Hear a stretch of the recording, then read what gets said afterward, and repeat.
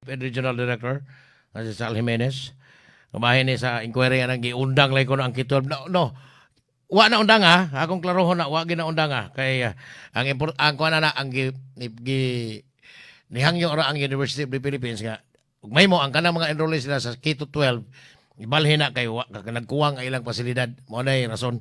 May muntag sa ambungan nga among local civil registrar ha nga pero buyag nagpabiling kilabot ng mga kulihala, Boss Noel Raful. Oy, si Miss Nella. Ako ning batchmate na maanyag ni nga to sa Estados Unidos, ha? Yawa! Morning, Miss Nella. Unya si Marilyn Bayer Manugas. May buntag. Tibuok Sugbo. Basig makontak ginatos Director Sal Jimenez. Kaya huwag ganit bunalan tanig tiwas may krama. Kaya sige lang personnel manager man ko. Jesus. Kanya mo sunod din, pagpake ko ninyo. Pagpake ko tao. Kaya pa Henry Tumalawgaw nga, yang HR niya. May nga naman na yun nga. Ang atong pinalanggang mayor, pilaw minimo. Sige, Singapore-like. Buti mo tayo, puzzle, baseball, pretty hugawa. Kaderte na to, Mayor Mike. Gano'n man na si Robert Barquilla. Ingon na mas Byron nga kinis Robert Berkelia, maguwang rin kinis inano. Alas 8:21 na nakontak kinato si Director Sal Jimenez sa Department of Education 7. Director Sal, may buntag. May buntag, Sir Oka, sa imong mga kaubanan din ha. Sir. O labi na po sa imuhang mga tigpaminaw, sa imong programa. Sir, Yes, Sir Oka. among live streaming og ang akong mga silingan og mga amigong di pod silingan, nagsigig inquire aning gingong ang Keto 12 program daw giundang pero last na kong interview ni Senator Sherwin, ang chairman sa Committee on Education sa Senado, niingon siya nga kung man naunda nga ang UP rin ang sir, palihog ko clarify ani Director Sal. Unsa man gitinuod giundang ni? Yes. Actually, ang Keto 12 na ragyod kay balaod maguna siya, Sir Oka, no? Yes, so, dili na maingon nga dali-dalion og maingon nga gustong muundang or gustong unsaon because it's a law.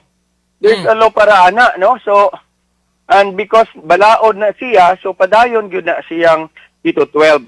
Ang gihimo lang karon like ang sa matatag curriculum basin ang ilang gyud nahuna, ang matatag curriculum kay ang matatag curriculum ang gi-revise pa ang Keto 10. Aha. Oo, so kutob ang ato fourth year. anong pang seminar Keto 10 ang grade 11 and 12 ang senior high ongoing pa ang kuan revision. Nagsige pa taon tag kuag unsaon nga mufit gyud og muhaom gyud sa ato ang sitwasyon karon sa dili lang kay sa Pilipinas ug sa tibuok kalibutan. Sir, unsa man to ang kaning gitaw ang giingong ang UPERA, akong klarohon lang kaning State Universities and Colleges, Higher Educational Institutions, HEI, appeal ba sila ani? Ang nag-ingon Yes. na ipabalhin ang mga enrollees sa mga senior high schools ngadto sa laing mga eskwelahan? Actually, ang kaning mga state colleges and universities, nagkuan sila, Sir Oka, nga wala sila'y budget na para sa senior high. Aha. So, sa una man god, appeal magod ni siya sa voucher system. So, ang mga bata nilang, ang gobyerno, nagbayad gihapon sa ilaha, so voucher system, of which, ang nabantayan sa mga kuan nato, like sa mga senador, sa congressman nga, dili siguro ang kay state college naman siya, scholar naman da nga itong mga bata, niya nga Bitaw. balik pa mapugbayad ang gobyerno. Mo to nang gawas ang mga daghang kaayong giingon nila nga mga ghost students nga ni abot og 7 billion ang nawa ko ng budget tungod sa Sa mga ghost. voucher, Yeah. alain po to sa uban to sa mga private schools, though we're looking into that. Aha. No? So, dili lang po ta mo blame og kinsa, pero ang ato aragyod nga pagtan-aw asa dapita ang nasayop or unsa gyud mga data nga nganong naning-ana, no? Kay naaman tay LIS, ang mga bata ta na number, so LRN. So nganong nana basi nag-transfer or what unsay mga nahitabo, but ang ako alang balik ta sa katong mga state colleges and universities, mauna nga ni undang ning kuan sila nga dili na sila mo padayon sa senior high kay wala sila budget. Ang ilahang mga estudyante, so pwede mo balhin nga rin either sa public schools na to nga senior high or sa tuang kuan sa tuang mga private nga senior high schools. So, akong klarohon, Director Sal, dinis ato, dunay CNU, dunay University of the Philippines, dunay CTU, sa paning mga ubang state colleges and universities sa ang Cebu lang mismo. So, kana sila ron, giundang na wala sila yung mga enrollees. Ang gawas atong umaabot nga mo K-12 sa sunod tuig, ipamalhin na sila nga tos laing mga eskwelahan? Tanan ba? Ang ginikanan ra maoy mo choose, no? Pero sa tuwa dire, UP ra man sa Cebu, UP ra na nya gamay ra pod kaayo. So ang CNU wala. Ang senior high, Ang CTU ang wala. senior wala na sila senior high. So good nga imbes mo plano na unta na nga mo kuan og senior high school kay as laboratory school manggod na unta. Bitaw. Nga complete basic ed. So labi na nagkuan ta na anay kuha na siya, TEI, Teacher Education Institution. So, dapat unta, kompleto gyud no? Ang basic ed. Pero ang hitabo, wala pa sila kasugod na dili na sa kuha, no? Wala pa kasugod, ni undang na. Sa TED. Ha? Wa pa kasugod, ni undang na. Okay, ang CHED man mismo, no? Mo ay nagkuan pod nga dili na sila kay walay budget. I do not know also nganong dili pod no nga 2 years pila ra mapud na sila kabuok. Si Chairman Popoy de Vera, Director Salmo, iningon ini nga, angay na po kay matod pa niya, nagkuwang po ang ilang pasilidad, mo hinungdan nga, dapat kuno ang mga eskwelahan, nga ubos sa iyaha, kaning CHED, kaning higher education, college, sa inyo na to, college lang, dapat walay K-12 kay ang pasilidad po ang nagkuwang. But, dinis ato, ang UP ra mo ay naay senior high school, pero unsa may mahitabo sir ang kaning mga naka-enroll karon sa grade 11 onya sa sunod tuig grade 12 pa sila diha mismo si UP kay UP ra may naa. Unsa may mahitabo kay matod pang Popoy de Vera undang na sila. So kamo napabay mga eskwelahan nga maka-accommodate nila public schools ang atong isgutan. Kung pati ning ana, we can accommodate man sa public schools or private schools for transfer no sa grade 12. Kay kanay mga enrollees sa grade 12 unya, di naman nila duwaton kay pabalhinon gyud. So mo graduate sila adto na gyud sila ing eskwelahan sa senior high school. Posible na siya Sir Oka, pero akong nakita like din sa Central Visayas, you will have two, ang Siquijor State College o UP. Pero pagtanaw na ako sa number of learners, gamay ra gyud kaayo. So dili po sila nagano 300. So gamay ra kaya. Kay like ning kag UP kung nakakaglahog or kuan daghan kitag high school diri sa Cebu City. Nya og at mga nindot ra man gyapon kitong mga high school Cebu City performing man sad. Og adto Siquijor sad nasa tay daghan nga mga senior high school dito.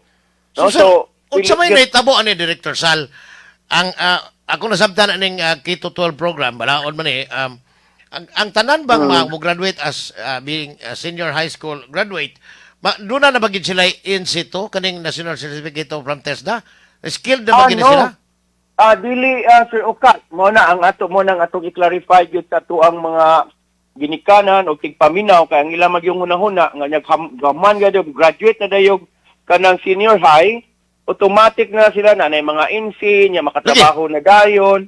No, dili man na siya kay na may 4 exits, upat ka gawasan ang ato ang mga senior high. Depende sa ilahang specialization sa ilang senior high.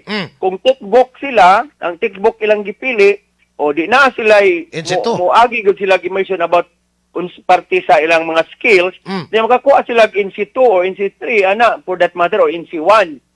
Pero kung ang ilang gipili is mga EBM or kanang kanang mga HUMS, mga offerings nga dili pang skills but in preparation, readiness for college, so dili sila magkuan og NC2 kay ang ila kanang kuan man para college man.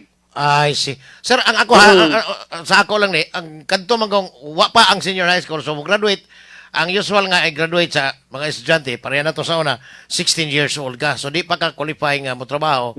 Sabi Dili sa mo noon sa kay trabaho. Oo. underage pa man. So ang atong legal nga age sa pagpantrabaho 18.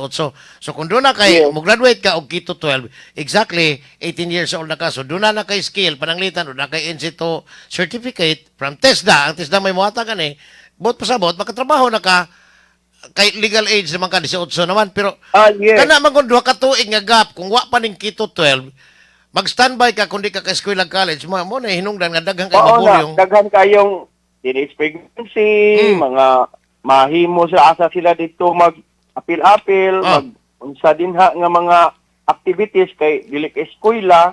So, ug di ka eskwela, di sa katrabaho, magsuri-suroy na lang. maadik pa And kuban majority naa sa ning ana nga mga grupo no sa Ito? mga household. Ang katong mga dato, siyempre, pa-eskwelahon to diretso o kalaos college. yung college Ang katong taong majority, Apiki. kung below average ang income, so manarbaho, magtigom pa o na makakuha niya. While waiting for that time, ang unsa sila magsigig suri-suroy o Ang uban na simang? trabaho daron maka magminyo na lang hinog sa iyo bisag wa pay dili pa of age. Pilagiro oy So kayo mao na sa sigig pang lakaw-lakaw, suri-suroy, makabagat og kuan di binuang mabuntis or makapabuntis or unsa pay mga lain nga matagbuan nga magkaproblema noon. Ang senior high ana siya daghan siya mahimo kay ang bata while ang in preparation naa siya sa kanang naeskwelahan. So murag padayon ang iyahang pagkat-on not necessarily on even the skills but ang iyang para mahimo siyang mature as a person. bitaw gyud So ay aron niya graduate niya 18 siya. katrabaho na So nasa siya pwedeng kaugalingong paminsar nga dawaton sa gobyerno o sa unsa pa man nga magpatitigayon or mga trabaho. So Director mao Sal, na huwag ka nagyugog oras. Some other time. Kaya dito, may usan Sorry. mong cellphone na nawag ka ganiha. But, ang babae may mutubag ato, sir? Itong usang cellphone ni mo. Sige, magbalik-balik Wala na. Sige, balik-balik na. The subscriber cannot be reached. ay Bugoy na bayana sa na. Sir, salamat bitaw kayo sa gayon, ha? May punta salamat po Sir Oka. So thank you po sa time, no? At least naklaro na. Okay. Sige, Salamat, Sir sir. Oka. May puntag. God bless. God bless. Okay. Sige, okay.